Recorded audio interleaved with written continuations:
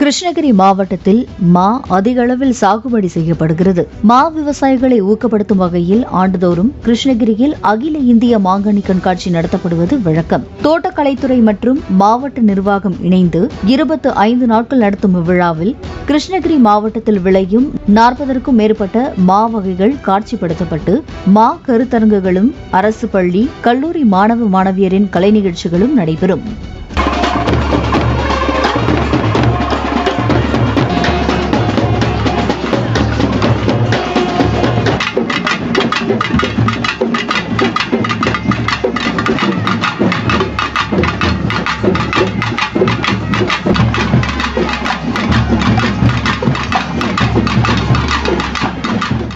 நடப்பாண்டில் மா விளைச்சலிருந்தும் விலை இல்லாததால் அவதியுற்று வரும் விவசாயிகளுக்கு மத்தியில் விழா நடத்தும் இட சிக்கல்களை போக்கும் வகையில் கிருஷ்ணகிரி டோல்கேட் அருகில் தனியாருக்கு சொந்தமான நிலத்தை கலைஞர் திடல் என பெயரிட்டு மாங்கனி கண்காட்சி நடத்த திட்டமிடப்பட்டு பூமி பூஜையும் நடைபெற்றது.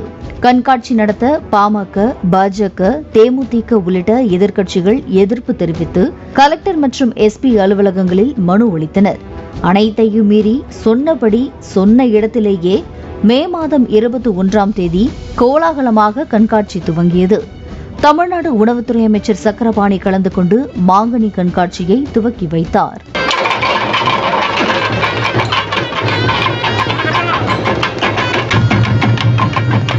மழை நின்றும் சாரல் விடவில்லை என்பது போல் நடப்பாண்டிலும் பல்வேறு சிக்கல்களுடன் மாங்கனி கண்காட்சி நடைபெற்று வருகிறது.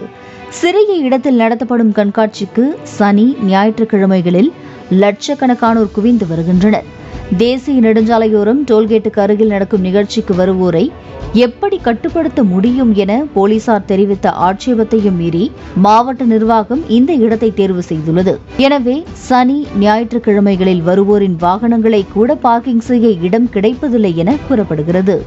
இதையடுத்து போலீசார் மைக்கை பிடித்தவாறு சனி, ஞாயிற்றுக்கிழமைகளில் வராதீங்க, மற்ற நாட்களில் வாங்க, இப்போ திரும்பி போயிடுங்க என கூக்குரலிட்டு வருகின்றனர். மேலும் கண்காட்சிக்கு சென்று வர ஒரே ஒரு வழி மட்டுமே உள்ளதால் அசம்பாவிதம் ஏற்பட்டால் தப்பித்து செல்வதற்குள் கூட்ட நெரிசலில் சிக்கி பலரின் நிலை கேள்விக்குறியாகிவிடும்.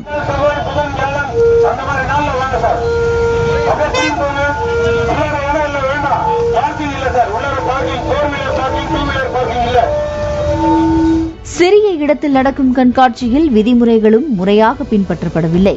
கோடிக்கணக்கான ரூபாய்க்கு டெண்டர் விடப்பட்டு கடைகள், பொழுதுபோக்கு அம்சங்கள், உணவு, தின்பண்ட கடைகள் வைத்துள்ளனர். ஆனால் எதிலும் விதிமுறைகள் பின்பற்றப்படவில்லை.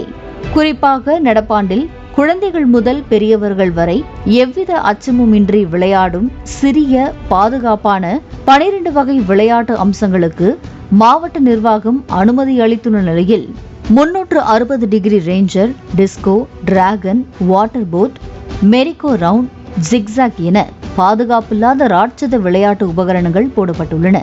கொலம்பஸ் போன்ற விளையாட்டு உபகரணங்கள் ஒன்றுக்கு அனுமதி வாங்கி 2 போட்ட கதைகளும் அரங்கேறி மொத்தம் 21 பொழுதுபோக்கு அம்சங்களுடன் இடத்தை அடைத்துள்ளனர்.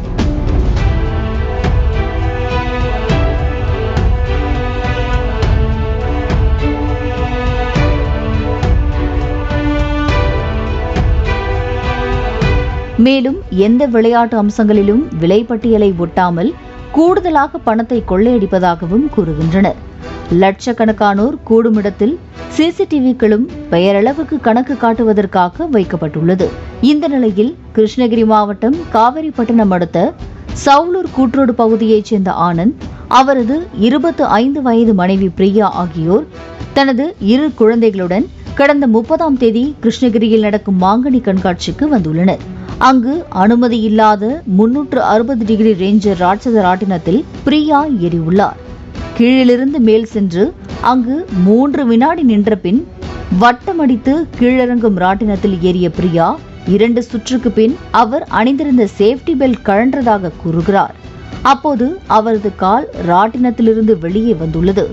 அப்போது பக்கவாட்டில் இருந்த கம்பியில் மோதி அவரது கால் மற்றும் விரல்கள் முறிந்தது. இதைத் தொடர்ந்து கோவையில் உள்ள தனியார் மருத்துவமனையில் சிகிச்சை பெற்று வருகிறார்.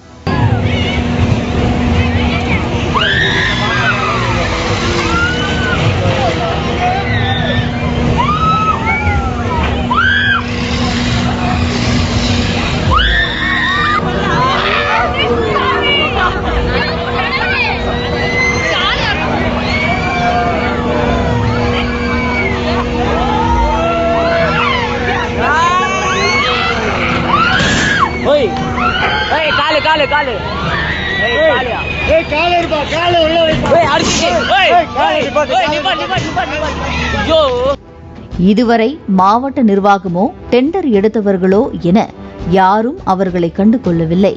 அம்யூஸ்மெண்ட் எனப்படும் விளையாட்டு அம்சங்களை வாணியபாடி பகுதியைச் சேர்ந்த முருகன் என்பவருக்கு சொந்தமான JM அம்யூஸ்மெண்ட் நிறுவனம் டெண்டர் எடுத்து நடத்தி வரும் நிலையில் அனுமதி இல்லாத இதுபோன்ற ராட்டினங்களை வைக்க அனுமதி கொடுத்தது யார் என்ற கேள்வியும் எழுந்துள்ளது. மேலும் லட்சக்கணக்கில் மக்கள் கூடும் இடத்தில் குடிநீர் வசதிகள் கூட இல்லை. பெயரளவுக்கு விழா மேடையின் பின்புறம் ஆண்கள் பெண்கள் என 3 தற்காலிக கழிவறைகள் அமைக்கப்பட்டுள்ளது. அங்கு தண்ணீர் வசதி இல்லை. மாறாக அருகில் டிராக்டரில் தண்ணீர் வைத்துள்ளனர். அதனை பொதுமக்கள் பக்கெட்டில் எடுத்துச் சென்று பயன்படுத்த வேண்டும். இப்படி இருக்க எப்படி பொதுமக்கள் இயற்கை உபாதைகளை கழிக்க முடியும்? குறிப்பாக பெண்கள் எப்படி பயன்படுத்த முடியும் என்ற கேள்வி எழுந்துள்ளது.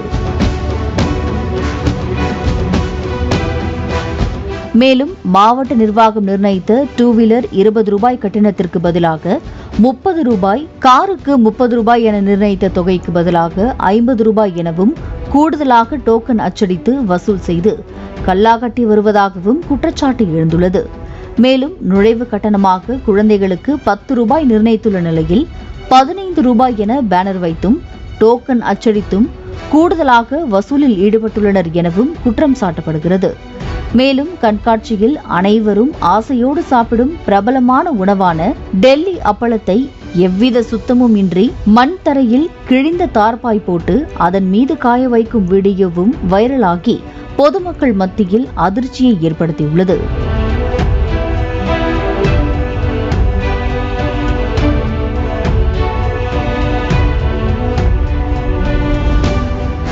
இதுபோல டெண்டர் எடுத்தவர்கள், ஸ்டால் வாங்கியுள்ளவர்கள், பொதுமக்கள், போலீசார் என அனைவரும் புலம்பி வரும் நிலையில் ஒரு அதிகாரி அனைத்தையும் செய்து முடித்து கடந்த 30ஆம் தேதி பணி ஓய்வும் பெற்றுள்ளார்.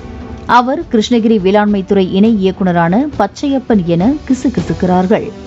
கடந்த பல ஆண்டுகளாக மாங்கனி கண்காட்சி நடத்திய அனுபவம் பெற்ற அவர், எல்லாத்தையும் நான் பாத்துக்கிறேன், என்ன நீங்க பாத்துக்கங்க என கூறி பையை நிரப்பி பணியையும் முடித்து டாட்டா காட்டி சென்று விட்டார். ஓர் இளம் பெண்ணுக்கு கால் முறிந்துள்ளது. கூட்டம் கூட்டமாக தேசிய நெடுஞ்சாலையை மக்கள் கடக்கின்றனர். வார இறுதி நாட்களில் கடும் போக்குவரத்து நெரிசல், கட்டுக்கடங்காத கூட்டம் என அனைத்தையும் சமாளிக்க முடியாமல் போலீசார் திணறுகின்றனர். இன்னும் என்னென்ன நடக்குமோ என அதிகாரிகளும் அலுவலர்களும் கலங்கி நிற்கின்றனர். கல்லா கட்டியது யார், கரையை கடப்பவர் யார் என்பதை மாவட்ட கலெக்டர் தான் விசாரித்து கூற வேண்டும் என மக்கள் எதிர்பார்த்து காத்திருக்கின்றனர். பாலிமர் செய்திகளுக்காக கிருஷ்ணகிரி செய்தியாளர் சத்யா. பிளே ஸ்டோர் மற்றும் ஆப் ஸ்டோரில் இருந்து பாலிமர் செயலியை QR கோடு மூலம் பதிவிறக்கம் செய்யுங்கள். செய்திகளை உடனுக்குடன் பெறுங்கள்.